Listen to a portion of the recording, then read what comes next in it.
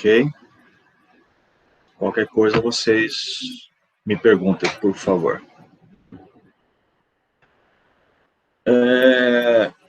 A insuficiência, né, segundo alguns artigos, as próprias diretrizes, falam que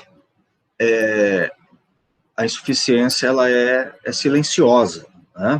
Ela começa de uma forma muito silenciosa, e ela começa a se manifestar, e o paciente ele não percebe. Quando começa a aparecer os sinais clínicos, né, às vezes esse paciente já está com a insuficiência, né, já instalada, pode ser de até 2 anos. Veja que é meio demorado para começar a aparecer os sinais, né? Então, a observação clínica é importante, né? Os exames com frequência ao cardiologista é importante para que você consiga perceber a insuficiência antes dela começar a apresentar os sinais. Quanto antes você começar o tratamento, é melhor, né? A fisiologia circulatória, né, tem algumas anormalidades na circulação do sangue, né? A hemodinâmica cardíaca, também anormalidade de pressão, de fluxo, né? E tudo mais. Anormalidades a contração e relaxamento e na energia, né? E também anormalidades aqui que não está aparecendo, mas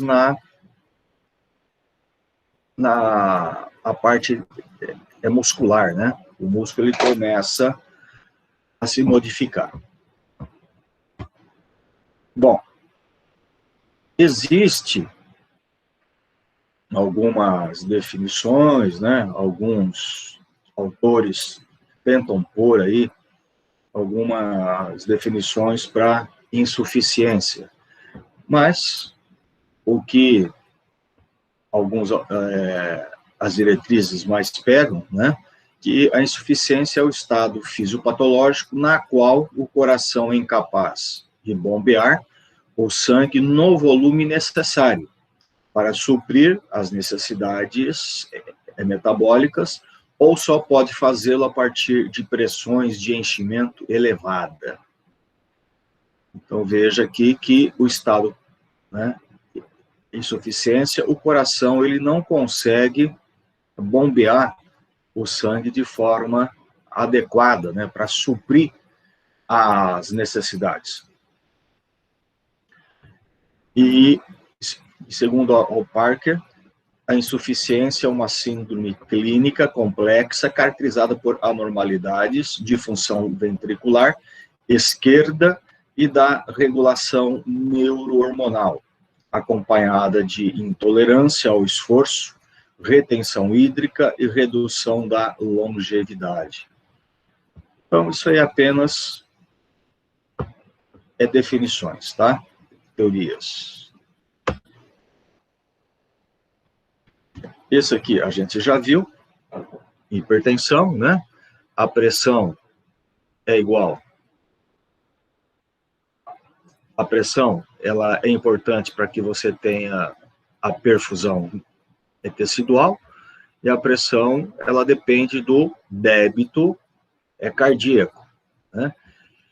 E esse débito, ele depende do volume sistólico, né?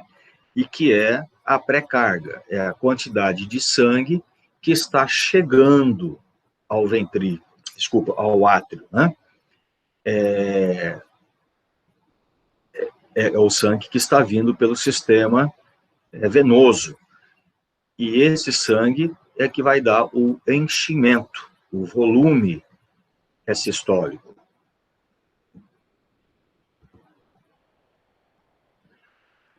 E o débito, ele depende também da contratilidade, da força, né, que esse ventrículo tem, né, para criar a pressão e impulsionar o sangue para frente. Então, a contratilidade é que vai também determinar o volume sistólico.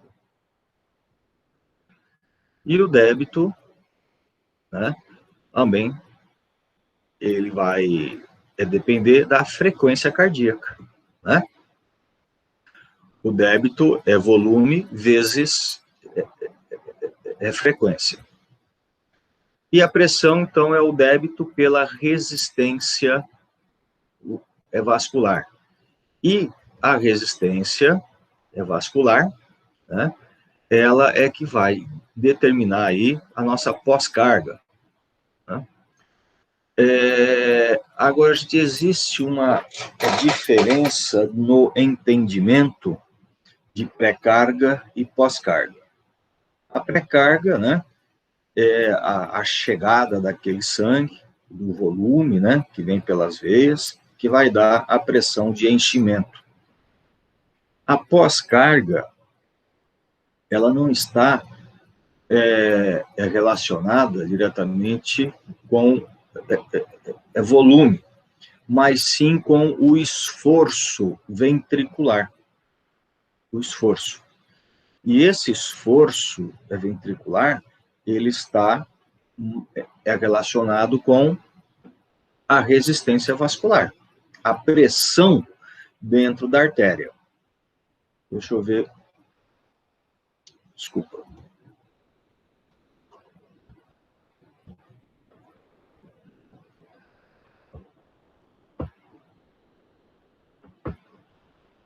Deixa eu tentar explicar para vocês.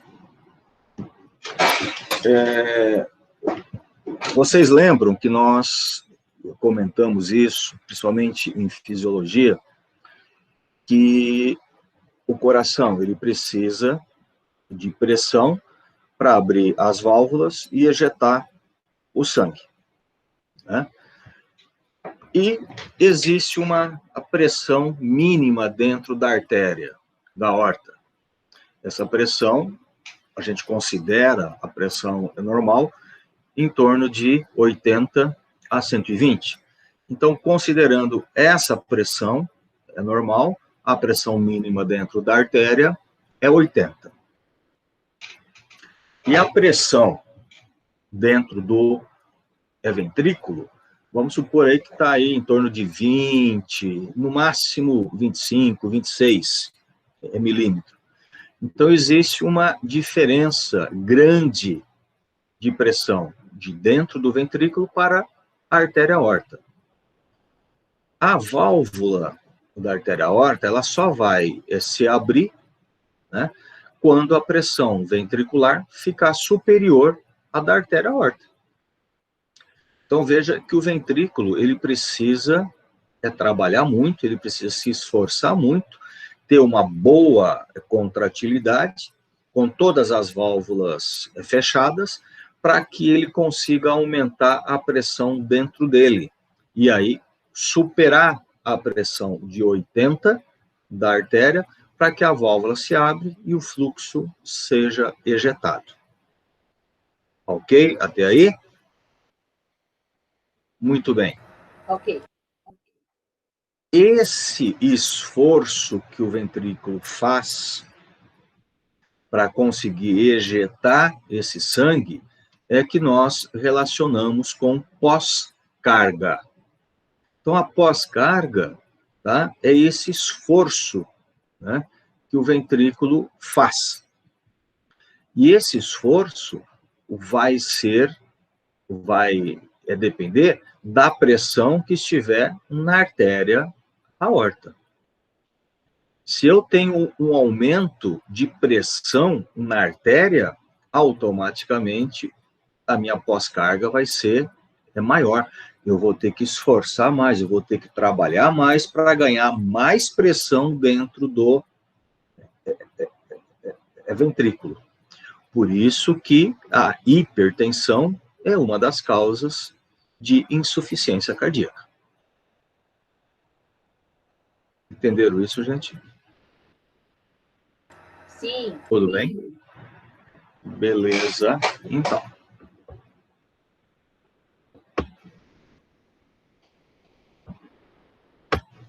Então, na fisiopatologia, né, o nosso coração aqui, trabalhando, né, para arrastar uma carga e sangue. E, às vezes, essa carga se torna pesada para o nosso coração.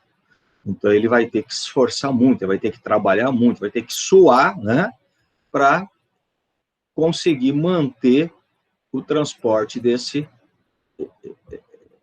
sangue.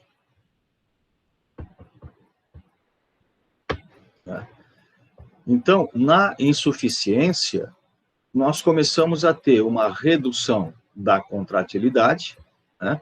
O coração ele começa a perder aquela força, né, de contratilidade, então ele começa a se contrair menos, e se ele se contrai menos, automaticamente isso vai refletir sobre o volume, e refletindo sobre o volume sistólico, reflete também sobre o débito cardíaco, né? E se reduz a ejeção, reduz o meu débito, tá? Mas o retorno, ele continua, está chegando sangue. Então, eu passo a ter agora o quê? Elevação das pressões de enchimento. Então, enche muito, mas não sai o suficiente. Tá? Então, aqui, nós temos uma comparação aqui, né? Ilustrando o desempenho. Então, o nosso carro aqui, o coração, ele está recebendo, ele está puxando aqui um volume de sangue, né? Que é a nossa pré-carga.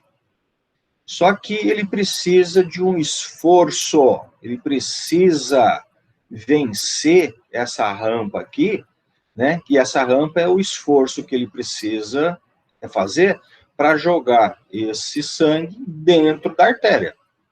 Então, essa rampa seria a nossa pós-carga, o esforço que esse coração tem que fazer para a válvula da artéria aorta se abrir e esse volume ser lançado para dentro da artéria. Ok? Então, a gente pode comparar isso daqui como um trabalho, né, um desempenho cardíaco. Aí,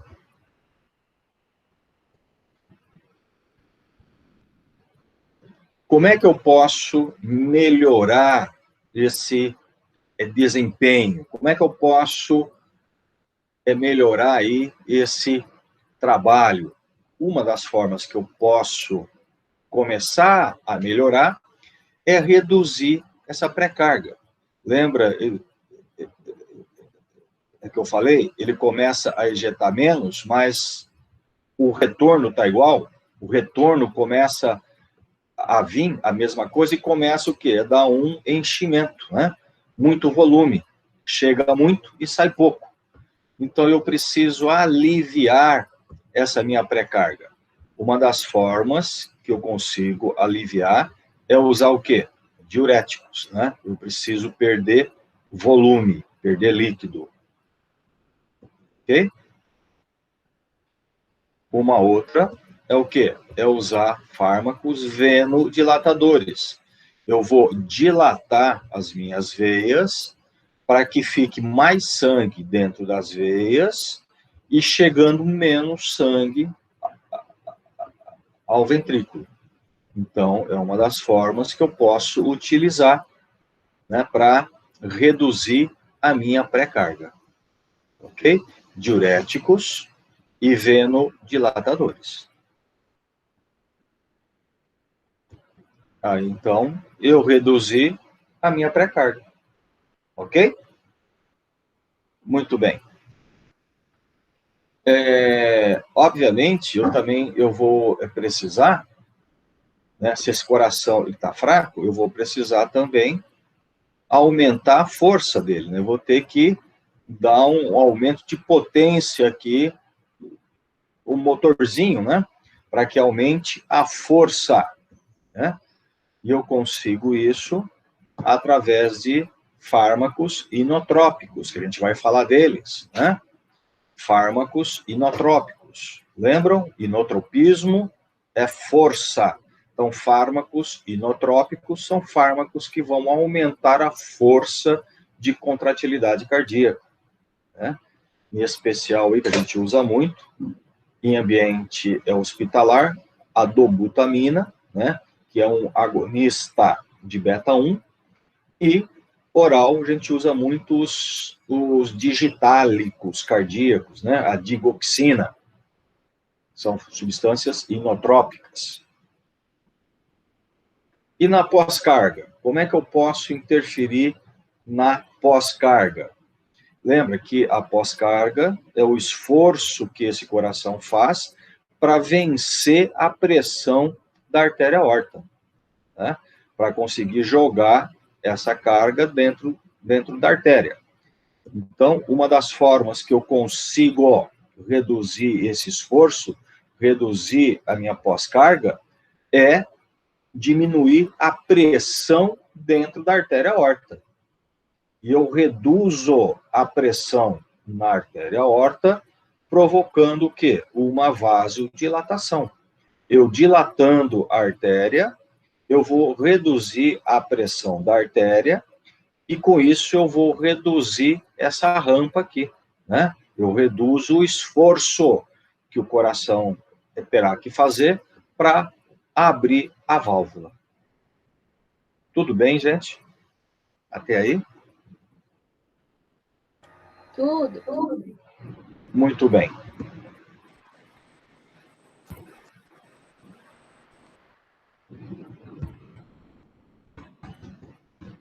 Então, olha só o que acontece quando eu interfiro com tudo isso daí. Ó, perceberam? Né? Eu utilizando já um dilatador, aumentando a força, tal, reduzindo a pré-carga, o esforço que esse coração vai fazer agora é menor. Essa rampa, ela estava aqui em cima, né? Agora, com isso, essa rampa diminuiu.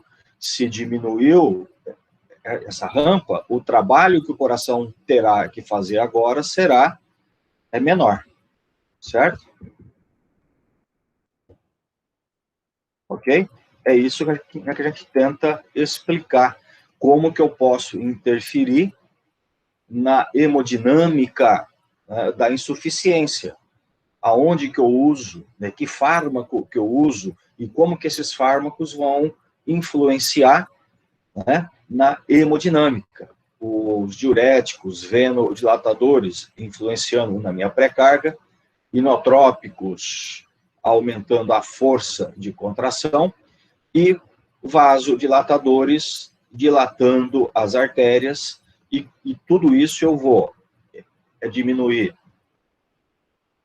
o meu peso, né, a minha carga, e diminuir o esforço cardíaco com a redução dessa rampa.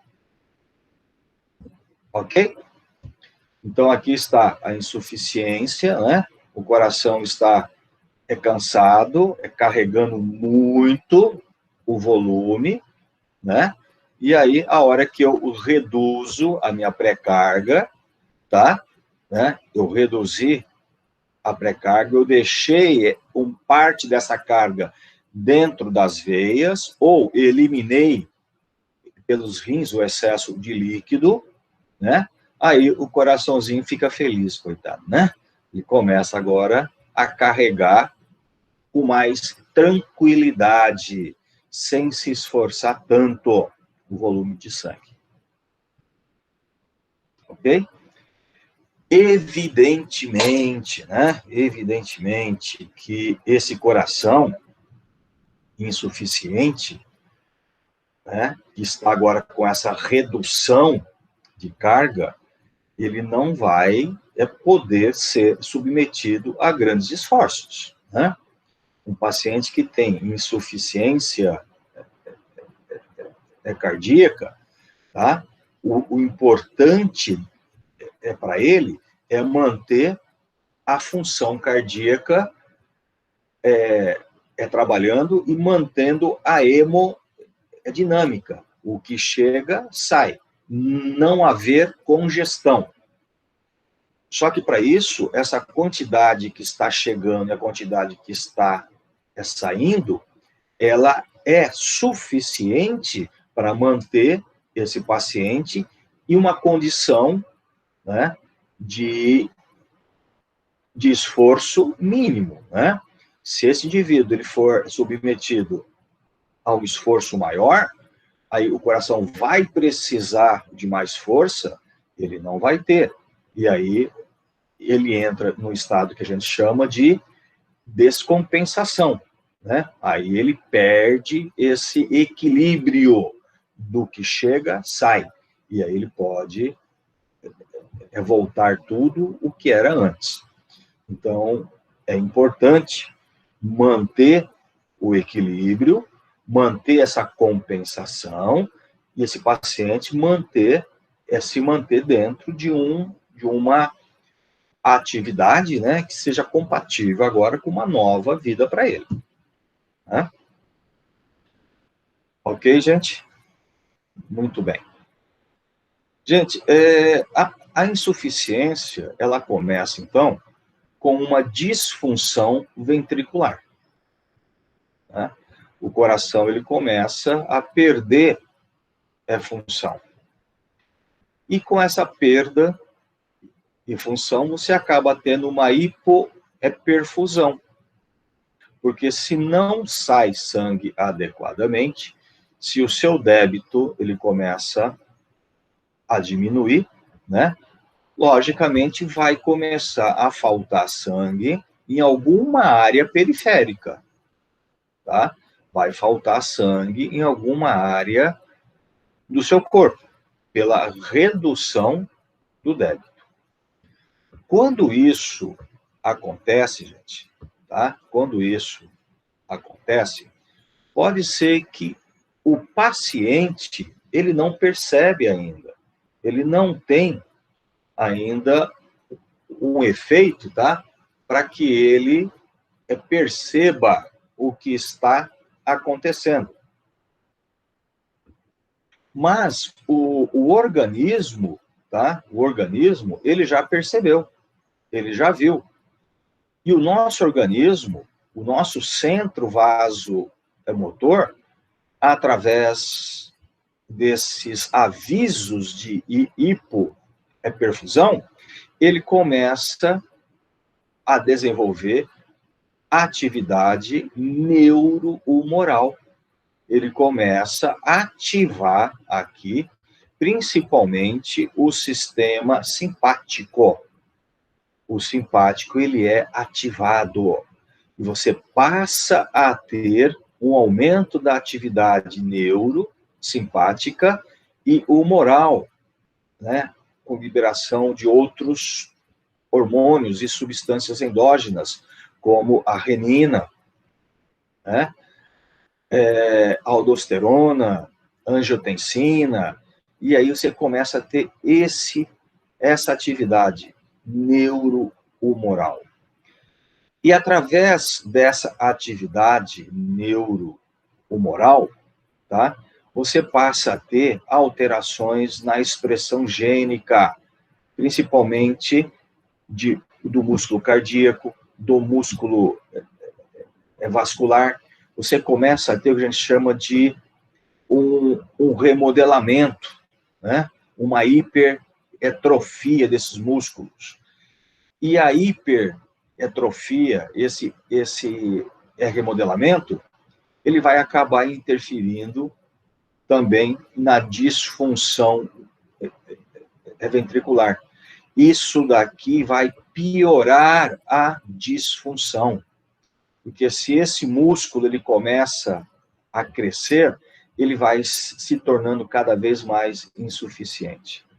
Então, veja que a atividade neurohumoral, ela vai contribuir para a disfunção. Veja que é um ciclo, tá? Esse crescimento e remodelação, que foi estimulado pela ativação neurohumoral, acaba levando as células à apoptose. Leva à toxicidade, isquemia, depressão energética, necrose, apoptose também leva à morte, a necrose leva à morte, e a morte vai aumentar a disfunção. Então, veja que a fisiopatologia da insuficiência, você entra num ciclo, tá? E que tudo vai contribuir para o aumento da disfunção, o aumento da insuficiência. Por isso que é interessante, muito interessante, o quanto antes você descobrir a insuficiência e entrar com um tratamento para você bloquear esse ciclo, para que isso não perdure, para que isso não aumente, para que isso estacione, para que você não avance, tá, o seu grau de insuficiência. Porque, muitas vezes, quando você começa a ter os sintomas, tá, isso aqui já está acontecendo há muito tempo. A disfunção já está há muito tempo. E aí, muitas vezes, você não consegue regredir. Você vai conseguir, quando muito, manter essa função limitada do coração. Tudo bem, gente? Tudo bem. Tudo bem. Então, aqui. As respostas neuroendócrinas, né? Sistema simpático, sistema renina-angiotensina, arginina, vasopressina. Veja que isso aqui é o que mais vai pesar na insuficiência, na fisiopatologia, tá?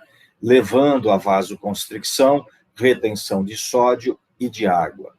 E, gente, se eu levo a vasoconstricção, eu aumento a pressão da artéria e eu aumento o quê?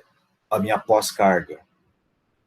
A vasoconstricção também levou, tá, a uma venoconstricção, aumentando também o volume, a minha pós-carga, a minha pré-carga. Retenção de sódio e água aumenta também volume, aumenta também a minha pré-carga. Então, você vê o que o nosso organismo faz para ativar esse sistema, em resposta à insuficiência, acaba o quê? Agravando muito mais a insuficiência. Então, é uma resposta, tá, que acaba agravando. Então, nós precisamos combater a resposta, tá? Precisamos combater essa ativação para evitar essas consequências, ok? Os fatores natriurético, as prostaglandina, a bradicinina, a dopamina, a vasodilatação, a excreção de sódio e tal, e isso tudo fica insuficiente frente à ativação do sistema simpático. Então, na balança vai pesar mais esses efeitos que acabam agravando bastante a insuficiência.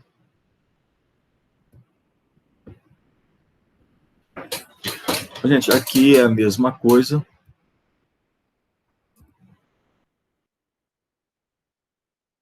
E praticamente também é a mesma coisa, tá? Veja, é tudo igual, tá? A doença cardíaca, esgotamento dos mecanismos compensatórios, né? que é ativação simpática e tal.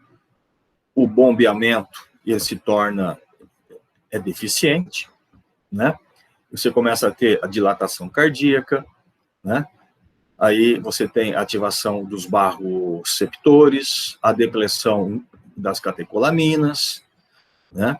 Você começa a ter hipertrofia cardíaca, contratilidade aumentada, você passa a ter uma hipoperfusão, aí você aumenta a renina, né, porque a perfusão está baixa, né? Você passa a ter vasoconstricção, hipoperfusão, né, aumento exagerado da retenção de água e sal, você passa a ter o aumento da pré-carga, a congestão, edemas, aumento da aldosterona, e tudo isso vai complicando cada vez mais.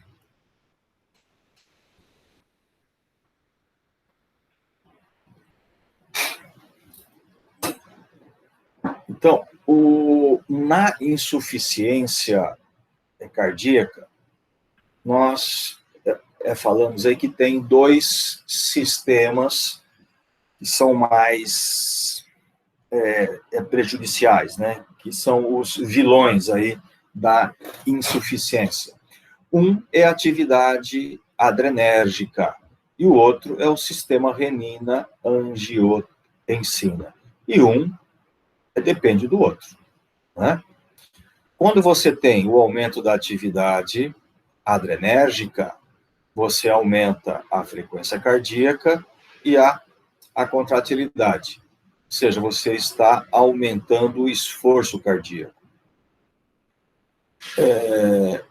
O sistema renina, tá? Você também, a angiotensina também vai promover a vasoconstricção e também a sobrecarga de volume, né? Porque a angiotensina aumenta a aldosterona, que vai reter sódio e reter água. Então, aí você veja, vasoconstricção e aumento de volume, você tem aumento da tensão parietal, né, do coração. Opa, desculpa. O aumento da frequência e contratilidade, você tem aumento no consumo de O2. Com esse aumento e consumo, você começa a ter lesões e miócitos, né? Com o aumento da tensão das paredes, você passa a ter uma hipertrofia. A hipertrofia e a lesão, você leva à redução de contratilidade. E a redução de contratilidade vai dar estímulo para ativação adrenérgica e ativação do sistema renina-angiotensina. E aí o ciclo só vai se intensificando.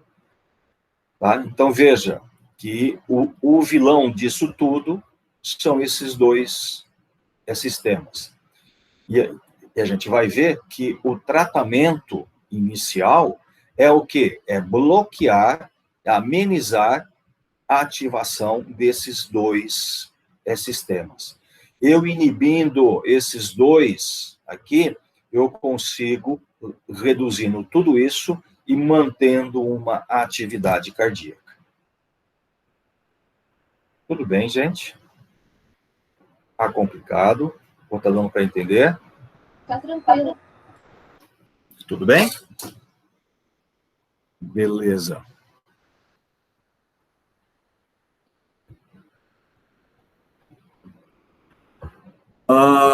A visão inotrópica, né? Eu tenho hipertensão, a sobrecarga de pressão, uma doença valvular também leva a sobrecarga e pressão, e o infarto, o miocárdio, também leva a disfunção com sobrecarga. Então, veja, hipertensão leva à insuficiência. Uma doença valvar também leva à insuficiência. O infarto também leva à insuficiência, né? E tudo isso vai provocar um aumento, o trabalho cardíaco, um aumento de estresse de parede, né, que leva a um alongamento das células, né, uma hipertrofia ou dilatação das células do coração, e isso aí caracterizado por aumento do tamanho e massa cardíaca, aumento de síntese de proteínas, indução do programa genético fetal, proteínas anormais, fibrose, vasculatura inadequada. Veja, então eu vou criar uma condição de insuficiente. Esse coração passa a ter anormalidades. E você sabe que uma fibrose, ela é irreversível. Você perde a função. Certo, gente? Ok? Beleza. Tudo certo.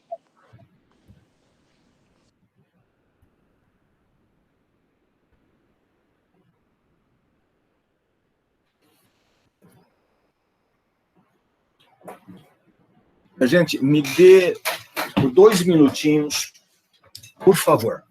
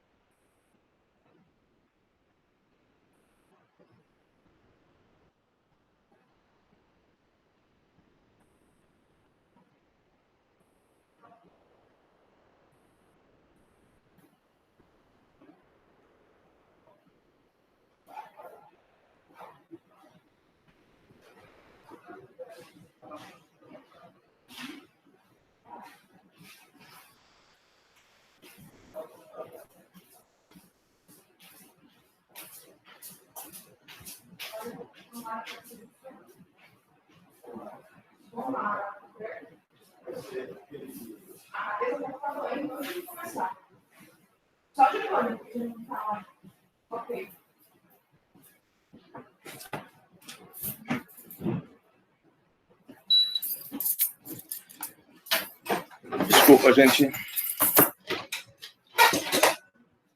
Continuando. Aguinha.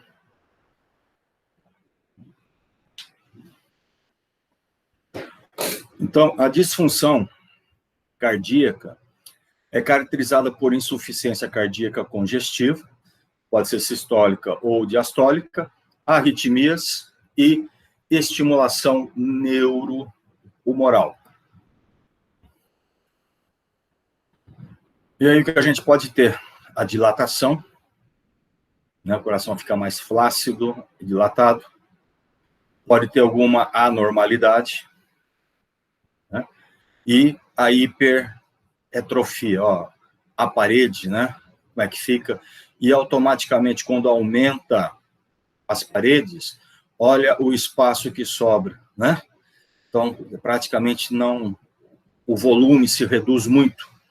E essa massa toda, ela não consegue, né, se contrair adequadamente, né, para injetar volume. Quando injeta um volume mínimo. Então, você vai se tornando cada vez mais insuficiente.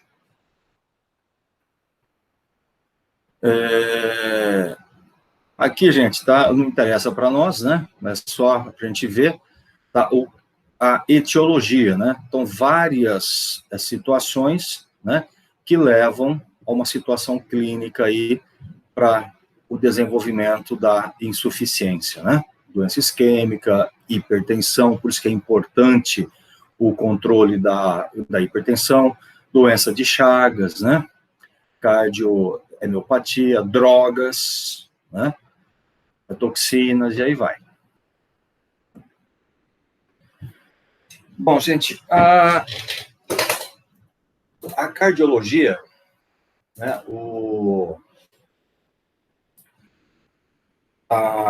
as diretrizes, os consensos de cardiologia, eles classificam, né, a insuficiência em classe funcional. Então, temos a classe 1, classe 2, 3 e 4. Na classe funcional 1, é ausência de sintomas, né? Você pode ter apenas uma leve dispneia em caso de atividade, tá? A limitação para esforços é semelhante à esperada em indivíduos normais. Então, você não vai perceber, né? Você vai achar que é uma coisa normal.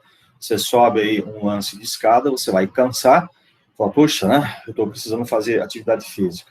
Não. Então, você não vai associar.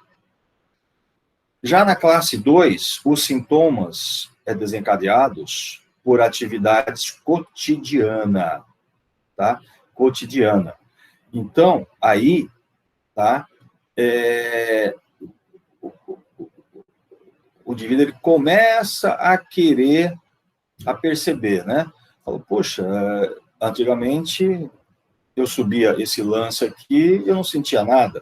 Ou eu ia até a padaria, o mercado, e eu não cansava. Agora eu vou até o mercado, eu preciso parar o meio do caminho para descansar. Então, você já começa a ter sintomas naquela atividade cotidiana sua que antes você não tinha. Na classe 3, os sintomas em atividades menos intensas que a cotidiana, ou a pequenos esforços, né? Aqui você começa a se cansar até para tomar um banho, né? Para se trocar, para pôr um sapato, você já fala, nossa, o que é isso? Eu estou cansando, né? E a classe 4, mesmo quando você está sentado em repouso, você está com sintomas. Então, aí já é muito grave, né? Então, são essas classes funcionais que o cardiologista tenta enquadrar o paciente para iniciar um tratamento. Gente, essa classificação, tá? Não interessa para nós, isso aqui é mais para a medicina, então eu vou passar direto, tá? Porque não interessa para nós saber se é esquerda, se é direita, se é isso, se é aquilo, tá? Depois, evidentemente, quem quiser ter a curiosidade, a aula está aí, depois é só ler, tá? Se é sistólica, é diastólica, tal. Isso aqui está horrível, horrível. Eu tentei mudar e eu não consegui. Mas é uma escada que você desce, né? Você está anormal, a disfunção, tá? Assintomática. Depois você entra num estado de insuficiência compensada. Depois você entra no estado de insuficiência descompensada. E aí a insuficiência refratária, onde os medicamentos não adiantam mais, né? Então, os mecanismos fisiopatológicos que a gente já falou, agora mais detalhados, né? Os fatores etiológicos, né? Angiotensina 2, aldosterona e as catecolaminas, né? Lembrando sempre que angiotensina 2, ela ela age nos receptores AT1, né, levando a vasoconstricção, e leva também ao aumento de aldosterona, que vai promover a retenção de sódio e de água. E as catecolaminas, né, noradrenalina, adrenalina, principalmente também intensificando aí a vasoconstricção. A sobrecarga hemodinâmica, né, que principalmente a retenção hídrica leva, e a diminuição de contratilidade, então leva a uma sobrecarga. Essa sobrecarga leva ao aumento da tensão das paredes.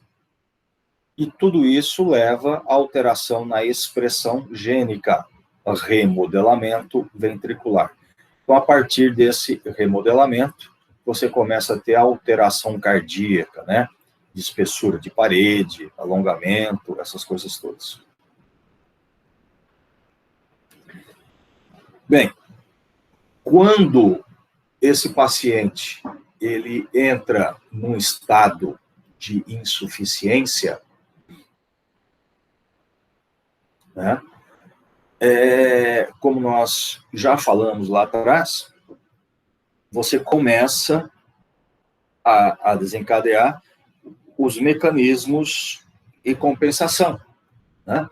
Você começa a ter a compensação por aquilo. E esses mecanismos, então, compensatórios, eles começam mais ou menos nessa ordem,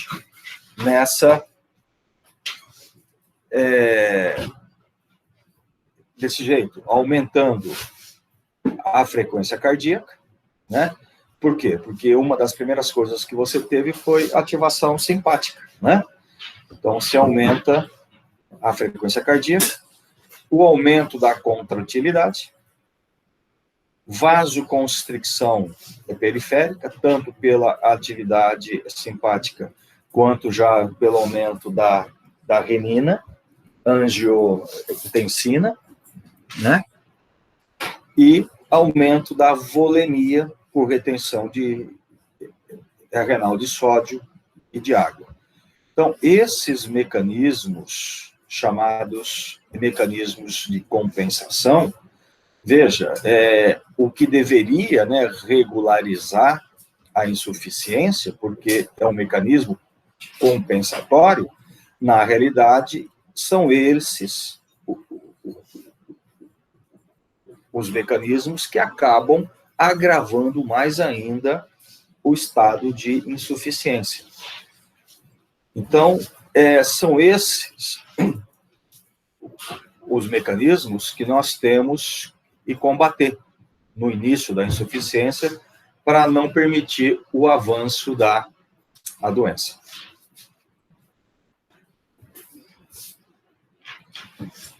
E aí, a responsabilidade pelos mecanismos de compensação. Então, entra aí, né? Quem é que vai gerar esses mecanismos todos? Ativação, o sistema neurohumoral, né? Que é mediada pela atividade adrenérgica, é a simpática. Ativação do sistema renina, angiotensina e aldosterona, vasopressina, endotelina e citocinas inflamatórias. Tá? Um minutinho só, gente, por favor. Um minutinho, por favor.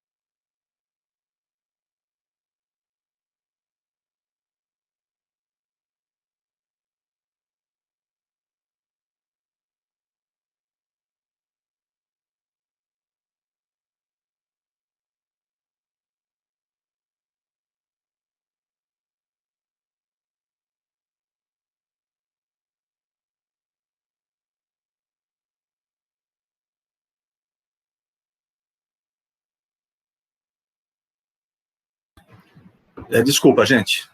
Vamos lá.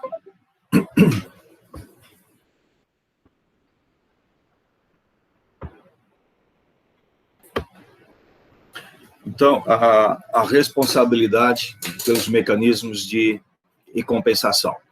A atividade do sistema neurohumoral, né, que é mediada pela atividade simpática, a ativação da renina, angiotensina, tudo isso a gente já comentou, e a ativação desses sistemas ocorre mesmo antes de aparecer os sintomas. Foi aquilo que eu falei para vocês, né?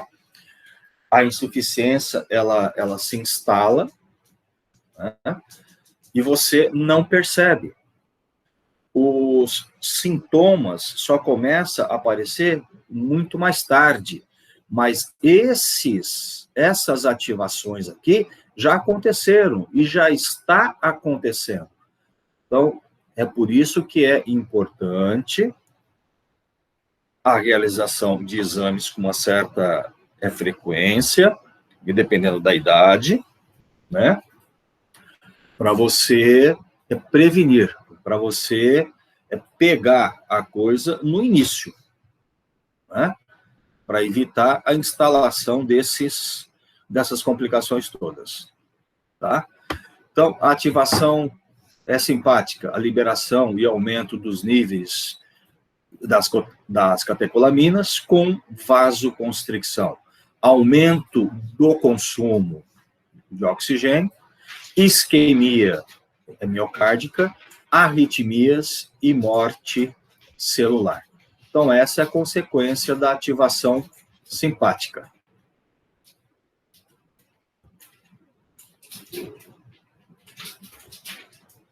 O tônus simpático, né? Ele aumenta a frequência, estimula a secreção de renina e vai provocar um down regulation, tá? De receptores beta-adrenérgicos.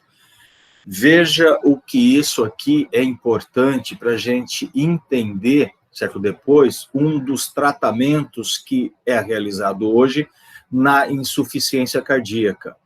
Eu tenho, então, aqui, nada mais do que uma dessensibilização, né? A dessensibilização de receptores beta-adrenérgicos. Eu passo a perder receptores beta-1, porque eu estou tendo muita atividade simpática, estou tendo muito estímulo de adrenérgico. Então, sabe, quando eu uso um agonista, ocorre a dessensibilização. Então, esses beta-1 cardíacos acabam dessensibilizando. E o sistema renina, angiotensina, aldosterona, vasoconstrictor poderoso, né, que a gente já viu, e antihipertensivo, aumento da aldosterona leva aí a retenção de sódio e de água, aumento da endotelina 1 também é um vasoconstrictor e um estimulante da hipertrofia dos cardiomiócitos. O sistema renina-angiotensina tissular age na remodelação ventricular, aumentando a ação da ECA e degradação da bradicinina. Então, veja todas essas consequências, né? A atividade da renina-angiotensina tissular vai estimular a remodelação ventricular. Isso daqui também leva a um aumento da atividade da ECA. E se aumenta a atividade da ECA, vai haver um aumento da degradação da bradicinina. E a bradicinina é uma substância vasodilatadora. Vou tentar.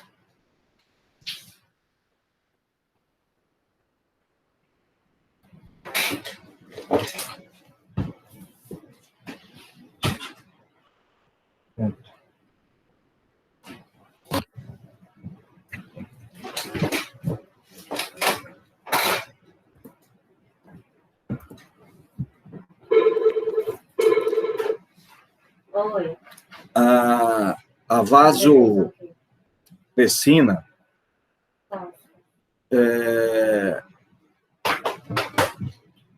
não está funcionando? A vasopressina, né? Rápido aqui para resolver isso. Ela é menos importante do que a noradrenalina, do que a angiotensina, tal, né? E ela leva a redução da supressão do centro vasomotor na insuficiência, leva à secreção hipofisária do hormônio antidiurético, né? Que também é facilitada pelo aumento das catecolaminas e angiotensina 2. Vocês estão vendo que tudo, tá, o que vai ser desencadeado leva à complicação, leva ao aumento da insuficiência. Endotelina 1 leva à diminuição na produção de óxido nítrico, que é outro potente vasodilatador. E aí você vai ter mais complicações ainda, né? Você vai ter aumento da vasoconstricção. As citocinas, aumento do fator de necrose tumoral, aumentando o tônus vascular e diminuição de óxido nítrico. Né?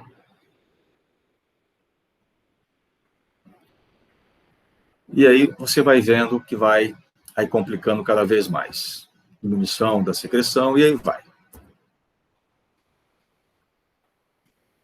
Então, tudo isso a gente já falou, né? Mais uma vez, só repetindo para a gente entender bem, tá?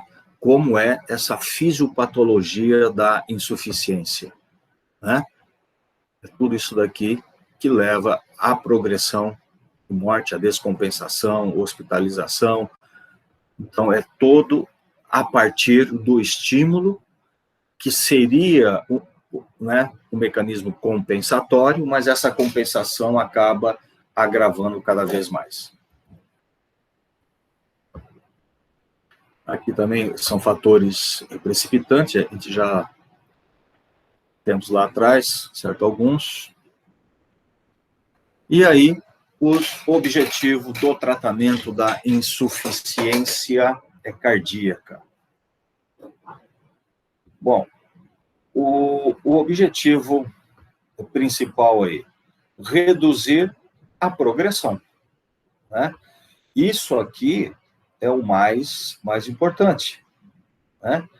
E é por isso que quanto antes a gente descobrir a insuficiência, melhor é o prognóstico, né? Melhor será para o paciente. Por isso que é importante, né, a gente diagnosticar isso quanto mais cedo é possível. Aí eu vou reduzir a progressão, né? E eu vou reduzir a progressão como? Reduzindo, então, aqueles mecanismos compensatórios. Eu preciso interferir naqueles mecanismos, eu preciso bloquear aqueles mecanismos. A gente vai ver isso farmacologicamente. E aí, então, reduzindo a progressão, depois, então, eu vou pensar nos sintomas, né? Eu vou melhorar os sintomas. Aí eu vou melhorar a qualidade de vida desse paciente. Aí eu vou reduzir a mortalidade, né? Eu vou reduzir a mortalidade. Eu vou prevenir a morte súbita. Eu vou reduzir o remodelamento, o miocárdio. Então, veja, tá, os objetivos do tratamento da insuficiência cardíaca.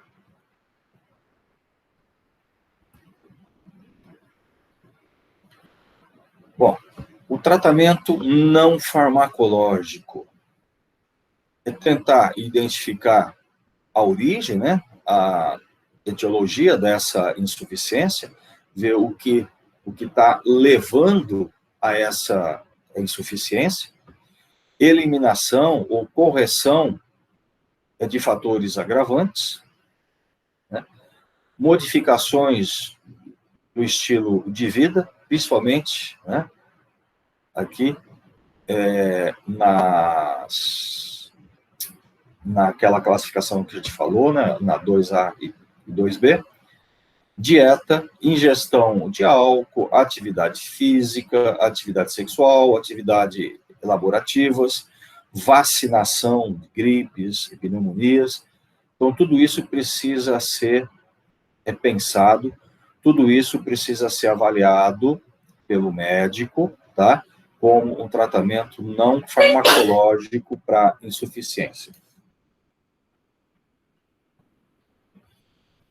Causas de descompensação. Então, o que é essa descompensação? O paciente, ele estava em tratamento, esse paciente estava compensado, ele estava bem, né? Ele não estava tendo sintomas, ele estava controlando bem a insuficiência, e, de repente, ele descompensa. Ele volta a ter um agravo, ele volta a ter a sintomatologia, tudo isso começa a piorar. Quais são essas causas de descompensação? Olha, 40% a 45% é não aderência ao tratamento. Começa a fazer o tratamento, não faz o tratamento adequadamente, né? Ou para ou interrompe, e aí você tem a descompensação. A isquemia também pode ser, né? Você tem lá um problema coronariano, né? Pode agravar. O tratamento inadequado, por isso que precisa procurar um especialista, né? Arritmia, hipertensão não controlada. Então, o paciente que é hipertenso precisa controlar muito bem a hipertensão para não descompensar, tá? E outras causas não definidas. Então, veja a importância do tratamento, tá? Aderir ao tratamento.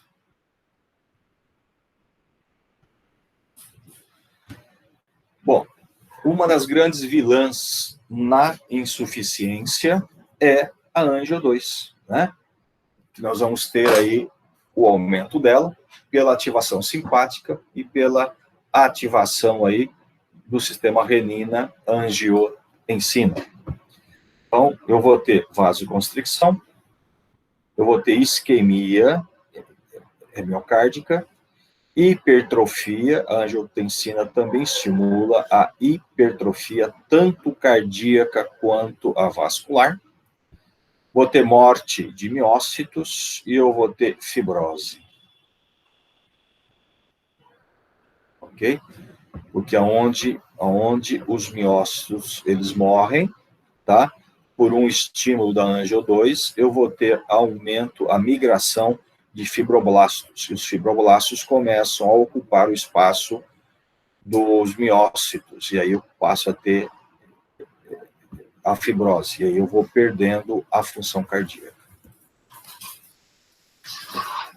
Isso aqui nós já falamos quando nós vimos antihipertensivos, né? A ação da Angio 2 nos receptores AT1, principalmente, né? E também a ação da angiotensina 1,7, especificamente no receptor AT1,7. Então, isso daqui é importante porque a gente vai ver, né, que um dos tratamentos para insuficiência cardíaca é o captopril, né? A gente vai falar dele já já. Então, efeitos, né, da angiotensina 2 no receptor AT1, né, e AT2. Então, a vasoconstricção, aumento da aldosterona, aumento do estresse oxidativo, aumento da vasopressina, a atividade simpática, inibição de renina, a reabsorção de sódio, água, né, a proliferação de células, e aí vai.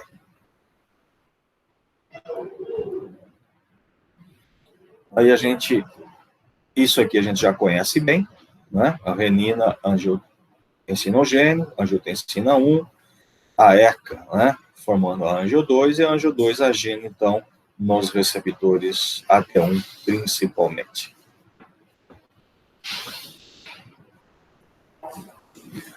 O aumento da aldosterona,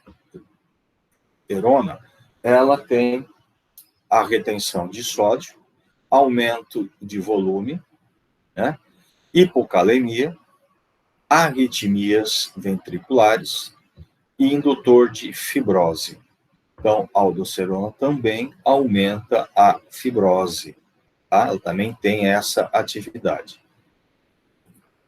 Então, veja, gente, aumento da angiotensina, aumento da aldosterona, essas duas substâncias por si só já são muito agravantes, né? Agravam muito a situação. Por isso, da importância, né, da identificação o quanto antes para bloquear a ativação desse sistema.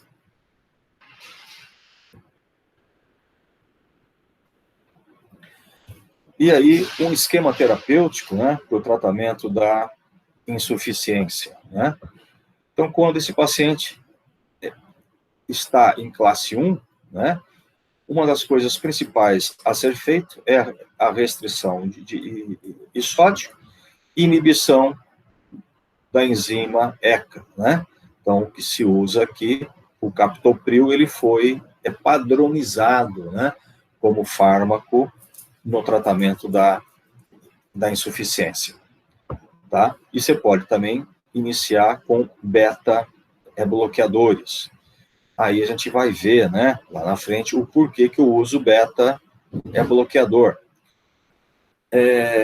Só para a gente adiantar um pouquinho, mas é até um contrassenso, né?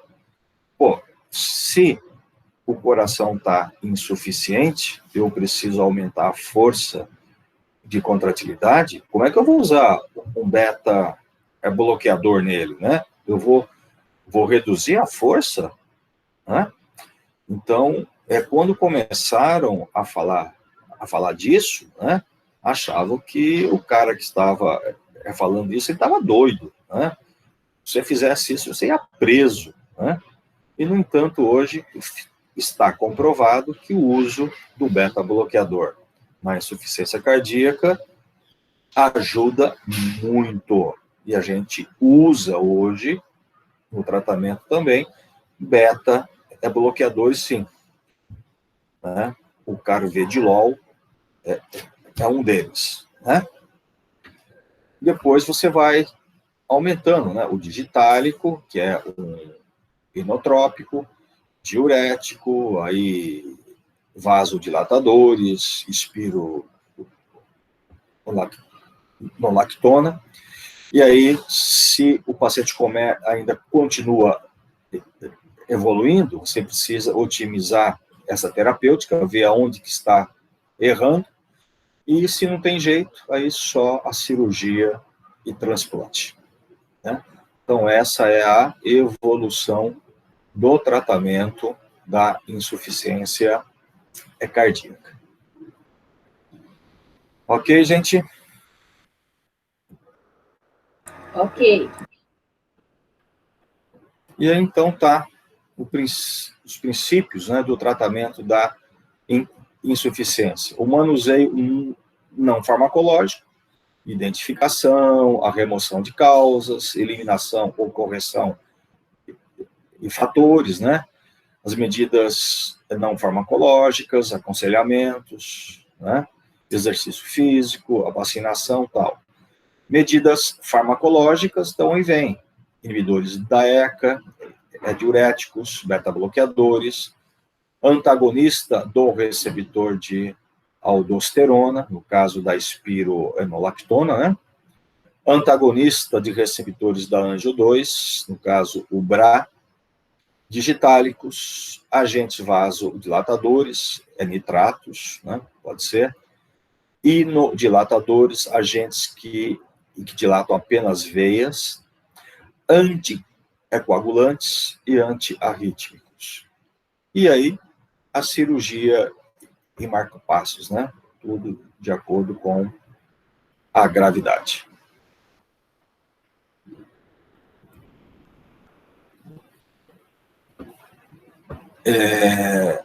As medidas gerais, né? Tratamento das doenças associadas. Então, o controle e peso é fundamental, em caso de obeso. Suspensão do tabagismo, né?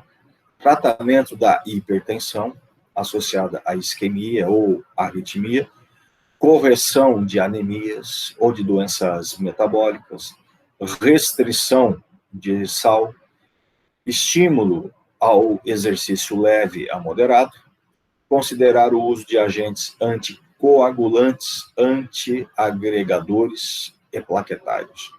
Então, tudo isso daqui é importante, né, como medidas gerais, né, no tratamento da insuficiência cardíaca.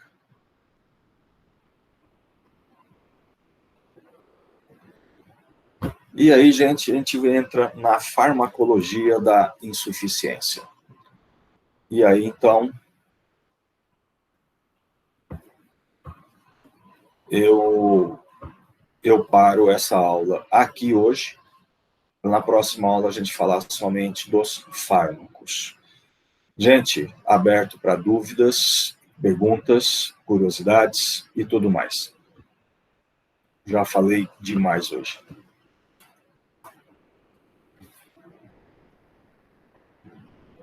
Tudo certo? Ninguém quer perguntar nada? Será que tranquilo, tudo certo. O pessoal está aí mesmo ou só ligou aí e está dormindo? Por agora, não. Depois que revisar, eu acho que eu vou ter umas dúvidas.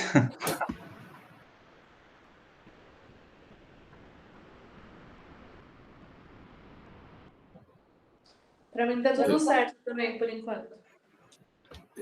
Eu vou parar a gravação.